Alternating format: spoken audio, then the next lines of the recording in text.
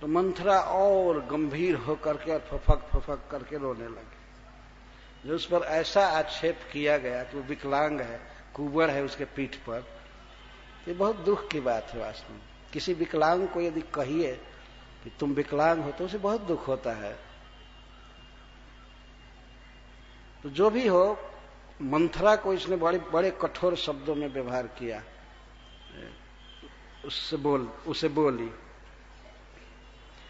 तो मंथरा रोने लगी और फफक कर रोने लगी, कुछ जवाब नहीं दी। तब कहते, देखिए कमजोरी कैकेयी की, प्रिय वादिनी सिख दीन्हे तो ही, सपने हूं तो पर को पन मोई। हे प्रिय वचन बोलने वाली मंथरा, सपने में भी मेरे हृदय में तुम पर क्रोध नहीं हो सकता है। मैं जो कुछ बोली क्रोध से नहीं बोली हूं, बुरा मत मानना। पुचकारने लगी, अरे नहीं नहीं, उसका आंसू पोंछने लगी अपने आंचल से, नहीं नहीं नहीं, बोल दिया, इतनी चिंता मत करो। प्रिय वादिनी सिख दीन है तो ही, तुमको मैंने थोड़ी सी शिक्षा दिया, उपदेश दिया, बाकी मेरे हृदय में कोई क्रोध नहीं है। सपने में भी क्रोध नहीं हो सकता है, जागृत में कैसे होगा?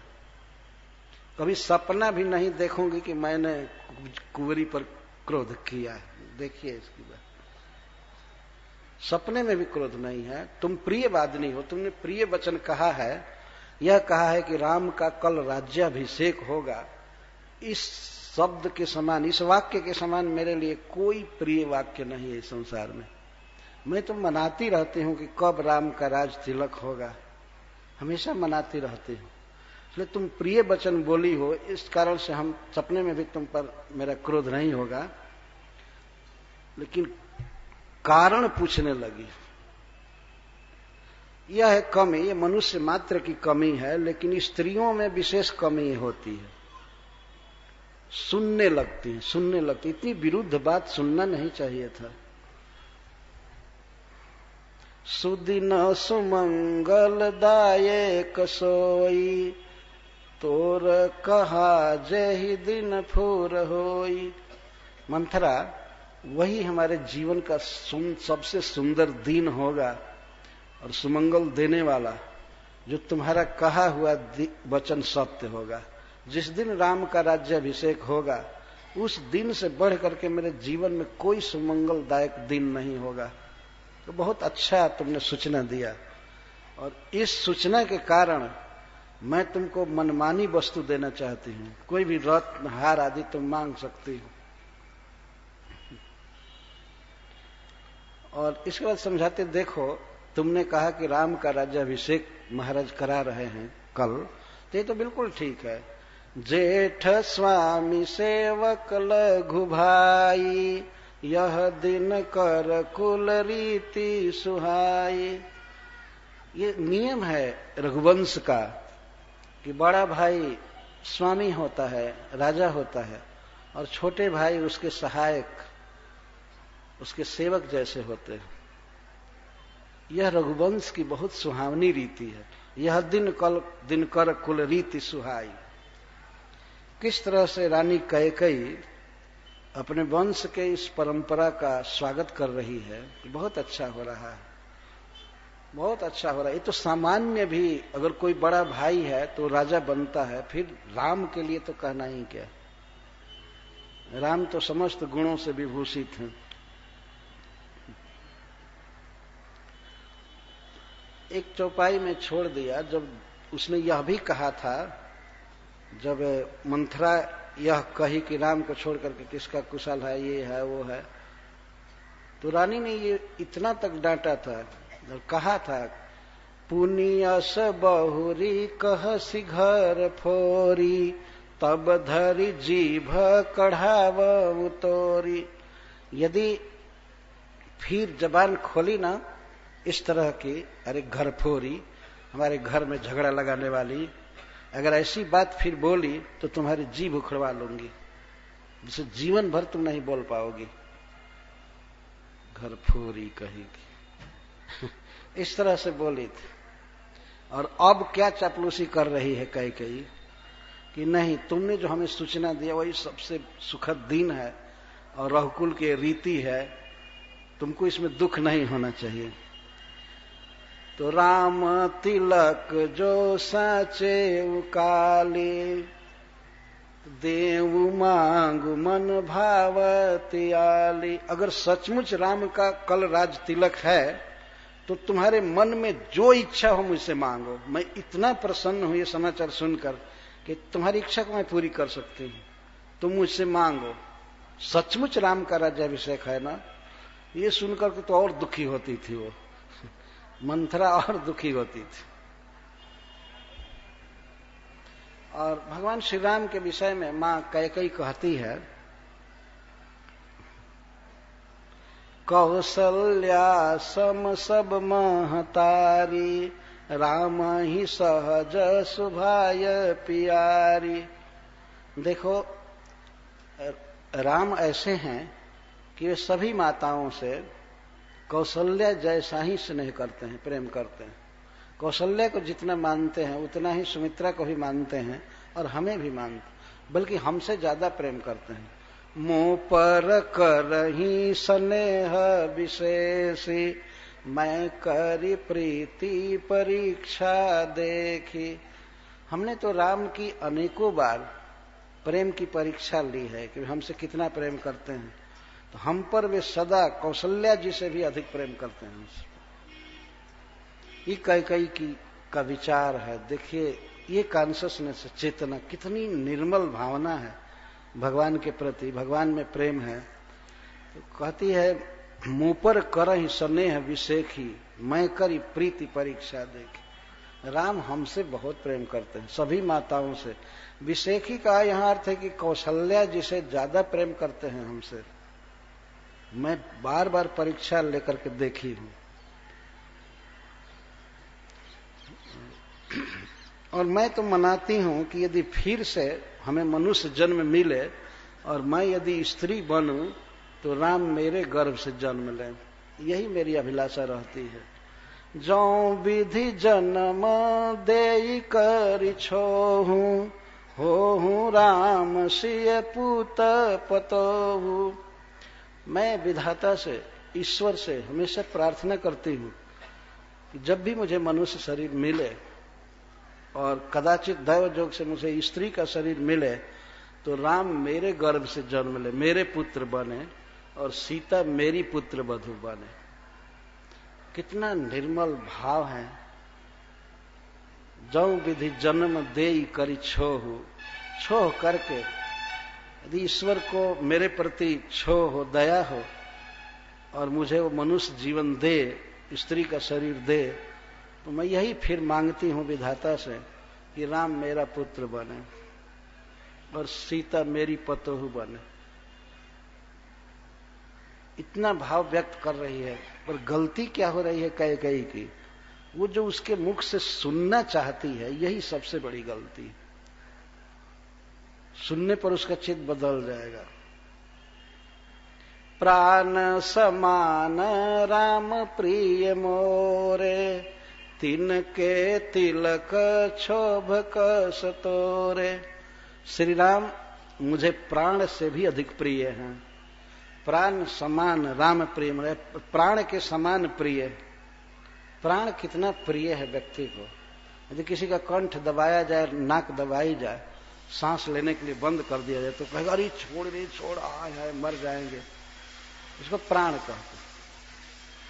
तो प्राण के समान श्री राम प्रिय हैं। ऐसे श्री राम के राज तिलक से तुमको दुख क्या है? क्यों दुख है? क्यों शोक हो रहा है?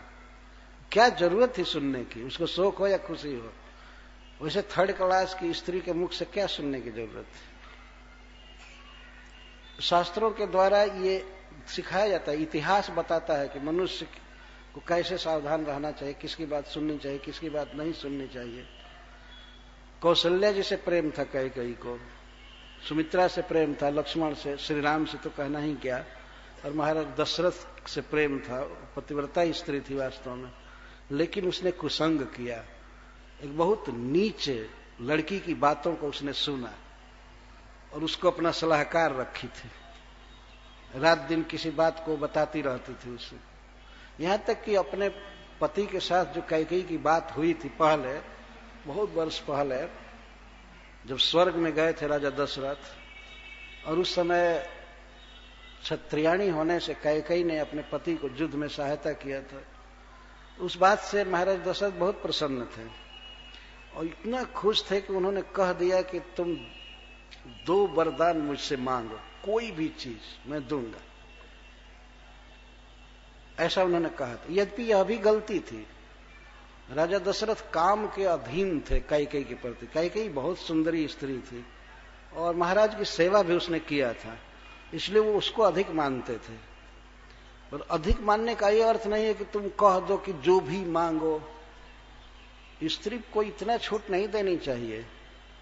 पति को ये कहने का अधिकार नहीं है कि स्त्री को कहे कि तुमको जो भी मांगना हो मांगो, ऐसे नहीं कहना चाहिए। कुछ रिजर्वेशन के साथ देना चाहिए, फ्री नहीं कर देना चाहिए। जो भी मांगो तो मांग तो दी एक दिन कि राम को वन में भेज दो और भरत को राज दे दो। यद्यपि कैकेयी वास्तव में राजा दशरथ से प्रेम करती थी, उसने टाल दिया, कहा नहीं नहीं, हमको कोई जरूरत नहीं है, आप सब कुछ देते ही रहते हैं, मैं क्या मांगू। तो उसने ऐसे टालने के लिए कह दिया था, ठीक है बाद में मांग लूंगी। पति इतना मानते हैं कैकेयी को कि कैकेयी जब आई अयोध्या तो इस गुप्त बात को पति के साथ जो उसका परामर्श हुआ था, समझा हुआ था, जब पति ने प्रसन्न होकर के जो उसको कुछ देने का वचन दिया था, इस रहस्यमय वार्ता को आकर के उस 3rd क्लास की दासी से बताई। देखिए कमजोरी है क्या, वही सलाह लेने जो थी, वही महामंत्री थी, उससे क्या कहना था। जब पति इतना प्रेम करता है तो इस संबंध को पति तक ही सीमित रखना चाहिए था। ये नहीं कहना चाहते कि हमारे पति हमको बहुत मानते हैं, इतना मानते हैं कि उन्होंने 2 वरदान मांगने के लिए कहा है, तुम्हारी जो इच्छा हो तो मांगो। इस बात को मंथरा याद कर चुकी थी और इस समय जब राम को वन में भेजना था तो यही वर काम में आया। मंथरा ने ही ये बताया था कैकेयी को कि ये वर मांगो, सुत ही राज राम ही बनवासु, देहु लेहु सब सवती हुलासु। अपने पुत्र को वर राज्य मांगो पुत्र के लिए और राम को वन में फेंको, वनवास डालो, और इस तरह से अपने सौत के उल्लास को, हर्ष को तुम खींच लो। इस तरह से कही थी। तो इतिहास द्वारा बहुत शिक्षा मिलती है कि मनुष्य कहां ठोकर खा जाता है, कहां गिर जाता है, कहां सावधान रहना चाहिए। राजा दशरथ की देखिए कमजोरी, वे भगवान से बहुत प्रेम करते थे। राम के विरह में वो तो जिए नहीं, परंतु इसके साथ ही साथ वो अपनी स्त्री में बहुत आसक्त थे। उनको सुखदेव गोस्वामी श्रीमद् भागवत में स्त्रैणस्य कहे। स्त्रैण, स्त्रैण का अर्थ होता है जो स्त्री का दास होता है। स्त्री को ही अपने जीवन का सब कुछ समझे, परम लाभ समझे, उसको स्त्रैण कहते हैं। स्त्री दास, स्त्री का गुलाम। इतना बड़ा राजा और भगवान से इतना बड़ा प्रेम, लेकिन इधर अपनी पत्नी को भी कह रहा है कि जो भी मांगना हो मांगो। ये भूल हो रही थी, उसको ऐसे वरदान नहीं देना चाहिए था। और वो तो भूल हुई। कैकेयी जी की क्या भूल थी, वो आ करके मंथरा से बात कर रही थी इस विषय में, और उसकी बात सुनने लगी। तो अब पूछ रही है कि राम के राज तिलक से तुमको क्यों दुख है, क्यों, क्या दुख है, जब सुनाओ। उसको उत्कंठा होने लगी। डांटी थी तो भगा देना चाहिए था, लेकिन सुनने लगी, यही कमी थी। और यहां तक कि भरत जी का शपथ भी दे रही है, राम शपथ तो ही सत्य कहूं।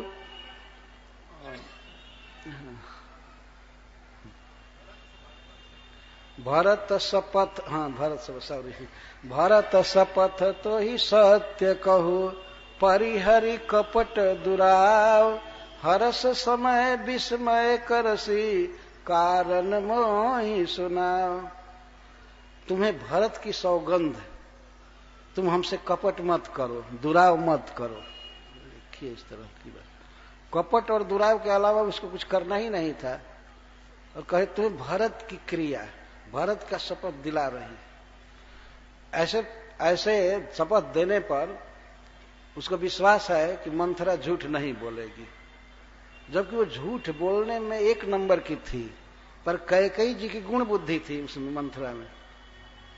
तो भरत जी का शपथ दिला करके कहती है कि परिहरि कपट दुराव, देखो कुछ छिपाओ मत और कपट मत करो। ये बताओ कि इस हर्ष के समय, इस महान उत्सव के समय तुम विषाद कर रही हो, इसका क्या कारण है, क्या जरूरत है तुमको सुनने की। अजीब अजीब भूल होती है बड़े बड़े लोगों से भी। कारण मोहि सुनाओ, क्यों कारण सुनना चाहती हो, क्या वही भागवत है? अरे भागवत सुनो, पढ़ो, इतिहास, रामायण, महाभारत। उस थर्ड क्लास की स्त्री से ये सब क्या सुनना था? और जो पहले इतना खतरनाक बात बोल चुकी है, फिर भी उसको कहती है कि कारण मोहि सुनाओ, और कपट छोड़ करके, दुराव छोड़ करके बोलो। उसके कहने से दुराव छोड़ने वाली थी। लोग ऐसे कानाफूसी करते आपस में। बिल्कुल देखो, इस बात को किसी से मत कहना, केवल तुमसे कह रहा हूं। और न कहने की परंपरा चल देती है। वो दूसरे से कहता है आपसे कह रहा हूं, दूसरे से मत कहना, कपट मत करना, पर उसको कपट करना ही है। मंथरा इस तरह की स्त्री थी जो कपट करना ही उसके जीवन में एक काम था। और उसको कह रहे हैं कि परिहरि कपट दुराव, तुम कपट और दुराव छोड़ करके हमसे कारण बताओ कि इस खुशी के समय तुमको क्यों दुख हो रहा है, क्यों विषाद हो रहा है। और पहले कही थी कि अगर दोबारा बोली ना तो जीभ उखड़वा लूंगी, और उखड़वा भी सकती थी। उस समय तो उस पर केस भी नहीं हो सकता था। तो रानी थी, उसके ऊपर कोई था नहीं,